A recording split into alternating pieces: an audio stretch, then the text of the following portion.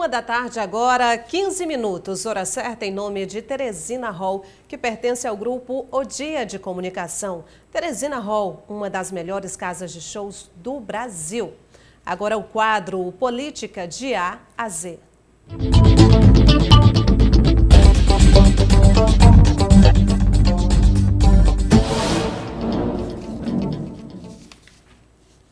Aqui comigo no estúdio, Arimateia Azevedo, boa tarde. Oi, boa tarde, Nádia. Arimateia, nossa equipe esteve hoje pela manhã na Assembleia Legislativa, onde aconteceu uma audiência pública para tratar sobre as demissões em massa. Eu estou falando das demissões da CEPISA, da empresa Equatorial. Lá também foi debatido a qualidade do serviço prestado.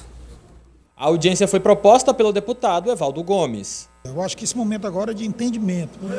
Já foi feito aí em torno de 700 demissões, 600 através de PDV, 100 por critério da própria empresa.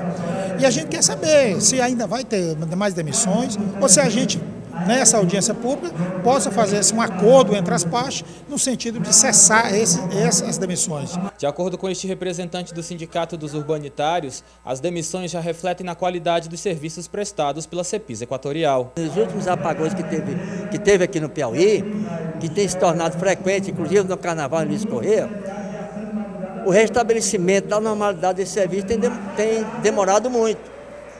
Tudo em consequência dessas demissões aí, desproporcional, né, a revelia de um diálogo com o sindicato, com os trabalhadores, e por conta disso, nós estamos hoje aqui fazendo um debate para ver se a gente tira um encaminhamento, né, logicamente ela é uma empresa privada, mas é importante que a sociedade tome conhecimento de que também não é bem assim, né, os piauienses não podem ser punidos por conta de interesses meramente financeiros. A proposta do sindicato é de que todos os servidores que foram demitidos ou de que ainda vão ser demitidos da CEPISA Equatorial possam ser realocados em outras instituições ligadas ao governo do estado do Piauí.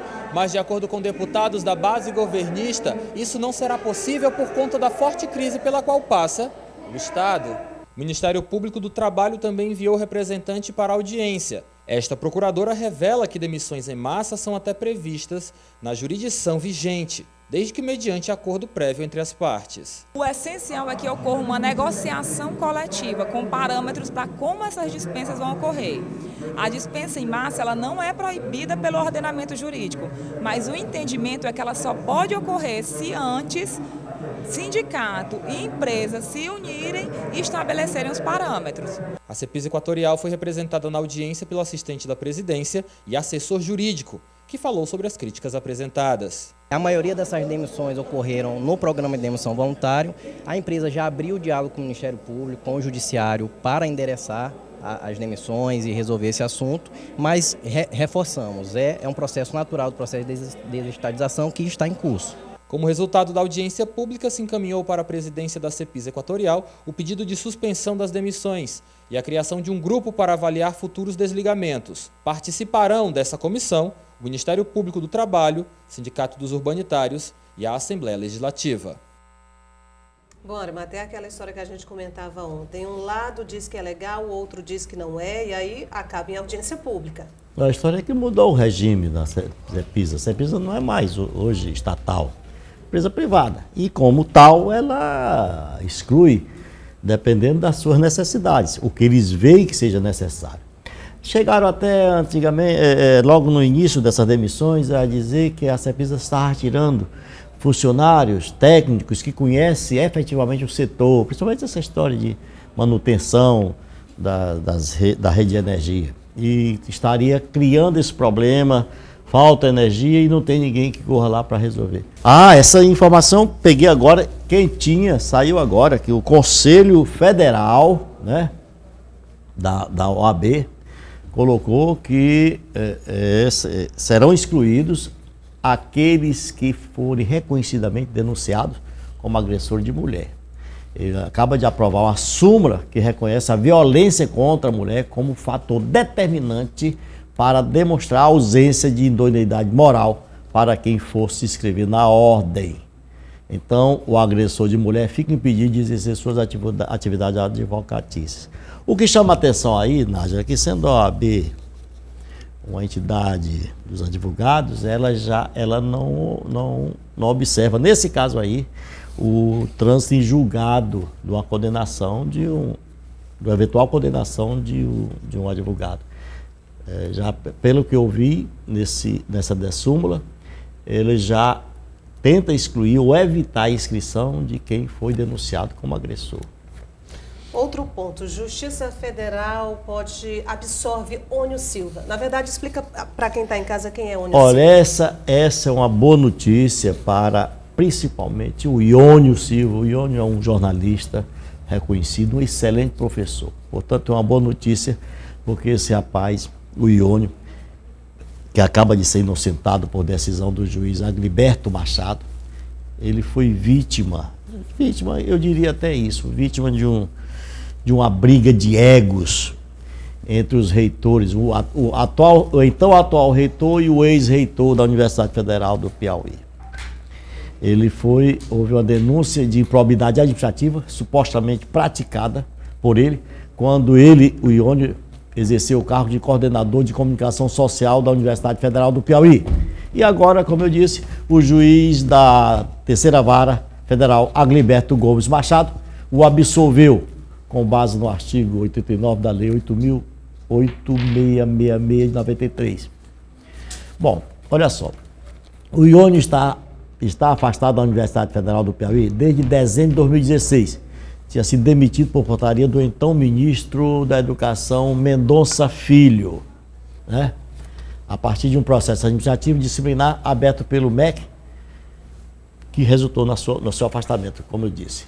O Iônio é doutor em Ciências de Comunicação e professor de jornalismo desde 92. Ele ocupou diversas funções acadêmicas, administrativas, inclusive na Universidade Federal de Roraima. Então, está aí uma boa notícia, até porque se sabia, como eu disse agora há pouco, que ele foi vítima dessa guerra de ego entre os reitores da universidade da época. Explicado então e apresentado o Iônio Silva. Agora, procuradores da República, Arimateia, não vão mais denunciar. Lembra da história do Caixa 2? Você comentou bastante aqui.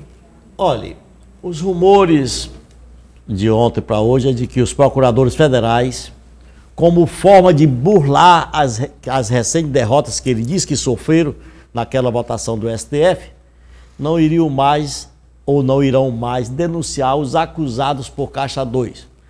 E irão desviar a competência da Justiça Eleitoral, denunciando os ditos corruptos somente por corrupção. Olha só, Nádia, com essa história, se o investigado entender mais favorável para ele que o encaminhamento deve ser para a Justiça Eleitoral, o acusado terá que provar, ele terá que produzir provas contra si mesmo, invertendo a lógica do sistema que se chama sistema inquisitorial vigente no país. Veja bem, se verdadeiros esses alardes, essa ideia dos procuradores é estapafúrdia, até porque, por previsão constitucional, o Ministério Público é uno e indivisível, o que significa dizer que é o mesmo em qualquer instância ou circunstância, não sendo lúcido e, portanto, lógico imaginar que somente a Procuradoria da República lá de Curitiba esteja atenta e correta para punir as malfeitorias Brasil afora. Bem ao contrário disso, muitos outros procuradores, e eu digo inclusive aqui do Piauí, e promotores, eles agem corretamente, de forma indiscutível e eu até diria exemplar. Ademais, pode ser dada a certeza da tentativa de manipulação de fatos ilícitos, que é o caso da prevaricação deles, ou indevidos, que seria a missão de fiscal, no caso dele, de fiscais da lei, praticados pelos próprios procuradores, somente para produzir a grande caixa de Pandora em que se transformou a Lava Jato. Ora, Nájila, o julgador, que é o juiz, pode ser o desembargador ou o ministro, ao receber a denúncia, não é obrigado a admiti-la na forma original, mas pode devolvê-la para novas investigações e recusá-la, ou mandar alargar a acusação e abrigar um número maior de crimes. Do jeito que eles estão querendo aí, pega-se primeiro o criminoso para depois arranjar o crime. Isso é muito perigoso. Perigosíssimo. Então. Arimateia, vamos Vou voltar aqui para a nossa realidade, o que muito está sendo falado, a famosa reforma administrativa do governo do Estado. Já foi, alguns pontos já foram reajustados, algumas mensagens já foram retiradas de pauta, enfim. Uma delas foi a questão da mensagem número 6, que congelava o salário dos funcionários, pelo menos por um ano. Mas eu acho que, independente dessa mensagem estar na proposta, as greves são indiscutíveis, elas acontecem todos os anos. E aí eu pergunto para você, elas devem ser o calcanhar de Aquiles do governador Wellington Dias? Perfeitamente, eu até repetiria. O calcanhar de Aquiles do governador. E essa greve da UESP sinaliza que o governador vai começar a enfrentar o servidor estadual, vai bater de frente com ele. Mas desta maneira, nas greves, com paralisações que podem afetar profundamente a vida do Estado. Você lembra que eu disse aqui, quando foi divulgado o projeto de reforma da administração, onde, segundo a mensagem de número 6, que você disse agora, o governador anunciava que estavam proibidos os reajustes do salário dos servidores, pelo menos por um ano. Nájera, as corporações de funcionários não aceitam, ainda que a justificativa do governador seja aparentemente justa, que ele, por força da lei de responsabilidade fiscal, ele alega que não tem condições de dar aumento. A situação da UESP é de penúria. Ali não se trata apenas de aumento salarial de professores. Dia desses, eu vi, viralizou nas redes sociais, um vídeo mostrando as goteiras nos pavilhões, nas salas de aula, na sala da administração. Mas sabe por que isso ocorre? Só ocorre porque o governo não repassa recursos, até mesmo o recurso da verba de custeio para a universidade. A UESP precisa ser gestora de suas próprias despesas, tem que ter autonomia financeira. Então, minha amiga, voltando à questão lá salarial, outras categorias estão se preparando para paralisar suas atividades. E, de fato, vai dar dor de cabeça para o governador. Olha, trabalho. Muito sério. Bom, Rodrigo Maia, o deputado Rodrigo Maia, presidente da Câmara dos Deputados, esteve recentemente aqui no Piauí por 2 vezes e, claro, encontrou com o governador Wellington Dias. Enfim, por trás das câmeras, a gente não sabe de fato quais foram as conversas que os dois tiveram. Mas dá para dizer que o governador pode se agarrar a Rodrigo Maia? Aparentemente, parece que ficaram muito amigos, né? O que está acontecendo, Nájera, é que o governador Wellington Dias ficou sem interlocutor no governo federal. Bem diferente da gestão Michel Temer, quando o seu interlocutor era o senador Ciro Nogueira, que trazia carradas de dinheiro para cá, o Wellington não tem um só parlamentar que faça o meio de campo nos ministérios. Do Piauí, por enquanto, apenas o Elmano Ferri, o senador Elmano, se mostra mais íntimo, mais próximo ao Bolsonaro, tanto que virou seu vice-líder no Senado. Os demais, sejam deputados e os outros 2 senadores, eu não digo nem o Ciro, que o Ciro parece estar queimado mesmo. Os demais estão tentando, mas ainda não se encontraram no governo. Eles pensam nos cargos, né? Pensam nos cargos federais. Mas eu já disse, que eu inclusive já soube, que os cargos que caberão aos deputados federais, que irão apoiar o Bolsonaro na reforma da Previdência, são de órgãos sem muita importância. Ainda não deu para saber quais são precisamente os órgãos. Ademais, saiu ontem a regra pela qual só ficha limpa deve ocupar esses cargos federais nos estados. É mais ou menos aquela história. Deputado e senador, mesmo sendo ficha limpa, o Bolsonaro quer, para apoiar suas reformas. Agora, para esses cargos ditos técnicos, ele quer ficha limpa. Então, voltando ao caso de Wellington, que está sem interlocutor no governo federal, ele se apega ao presidente da Câmara, Rodrigo Maia, para, através dele, Rodrigo, tentar agilizar seus projetos junto ao governo federal. Rodrigo Maia, pelo que eu soube, tem feito suas interferências. Mas todo mundo acredita que isso só após a votação do projeto da Previdência, que ele espera que o Wellington induza seus deputados a votarem, claro, que favoravelmente ao Bolsonaro. O fato é que o governador precisa, sim, vou chamar de interlocutores lá em Brasília, justamente por conta dessa oposição, divergência com o presidente Bolsonaro. Aliás, esse encontro do Wellington em Brasília foi ontem, inclusive não foi só com o Rodrigo Maia, foi com o Davi Alcolumbre, o presidente do Senado. O governador está se apegando aí exatamente aos contrários. Bom, se tiver força, que assim seja. Piauí agradece. É verdade. Por hoje é só, Arimateia. Até amanhã. Até amanhã. Boa tarde para você.